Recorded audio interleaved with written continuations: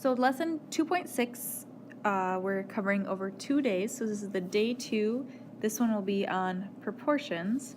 So you can go ahead, throw your date over here, and we will get started. So a proportion is where you have a ratio equal to another ratio, and what it looks like to us is one fraction equal to one fraction. The way that we solve a proportion is by something called cross multiplying.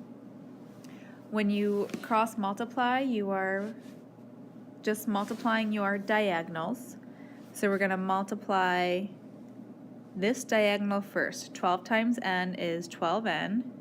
And we set it equal to the other diagonal. Sometimes this is called cross products because we're multiplying across. 4 times 15 is 60. So when you cross multiply, it takes you out of the fractions and you're left with 12n equals 60. Now we have an equation we can solve. To get n alone, we would divide both sides by 12. And 60 divided by 12 is 5, so we have n equal to 5. So not too bad. Here's another one without a variable. So let's go ahead and, I don't know, let's put our variable right there, 3.25x. So cross multiply, I tend to go to the where the x is and do that diagonal first. It does not matter which one you do first.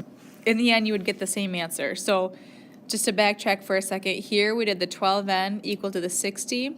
If we had the 60 on the left equal to 12n on the right, we still would get n equal to 5 when we solved. So don't worry about if you're doing this, in the right order, because it doesn't matter.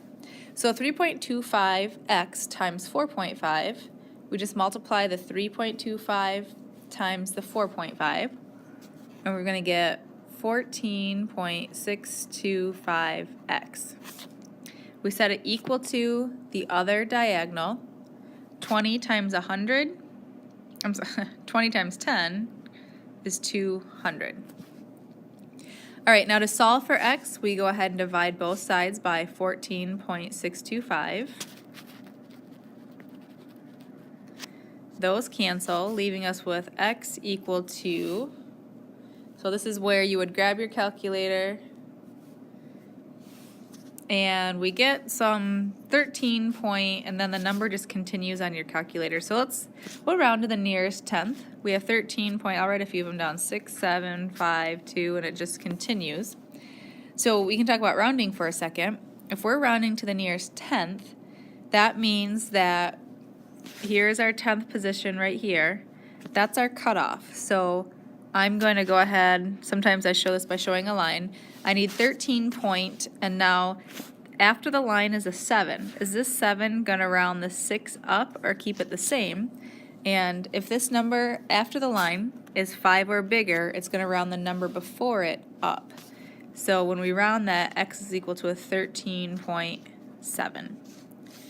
Now if you notice, this problem has decimals. So general rule of thumb, if there's a decimal in the original problem, like this one had a couple, then a decimal is okay for your answer. If the original problem does not have decimals, then I want a reduced fraction for your answer. All right, so complex proportions. The only thing that makes these complex, and if you notice they look a little different, is this plus sign and this plus sign.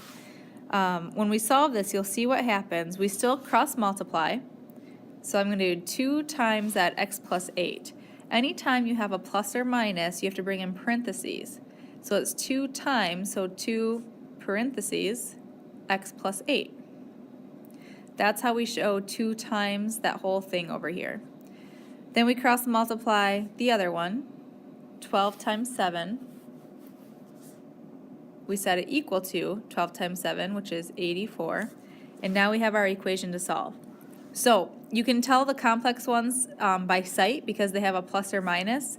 That means that you will end up with parentheses, which means that you will be distributing when you solve. So to solve for x, we'll go ahead and distribute. So we have 2x plus 2 times 8 is 16 equals 84. And then we just start solving for x. We will subtract 16. 2x equals 68. And then divide both sides by 2. That's an x equals 34. All right, so this is our last example of the intro video. Cross multiply, I see that plus sign, that's my heads up that I will have parentheses and distributing. So -4 times x plus 2 equals, now multiply the other side, -30. Now we'll go ahead and distribute that -4, so we have -4x, -4 times 2 is a -8, equals -30. Now solving for x, add 8 to both sides, so -4x equals -22. Divide both sides by -4, so x equals, and here's where you have a couple things happening. A -22 divided by 4, if you were to type that into your calculator, you get 5.5, which seems easy enough. But I'm saying that I want a reduced fraction versus the decimal. So two things to notice. You have a negative divided by a negative, so that becomes positive. Anytime you divide two negative numbers, you get a positive answer. And then 22 over 4 doesn't divide evenly, so let's go ahead and reduce. If you divide them both by 2, you get 11 on top and 2 on the bottom. And that's a reduced fraction. So those are your proportions.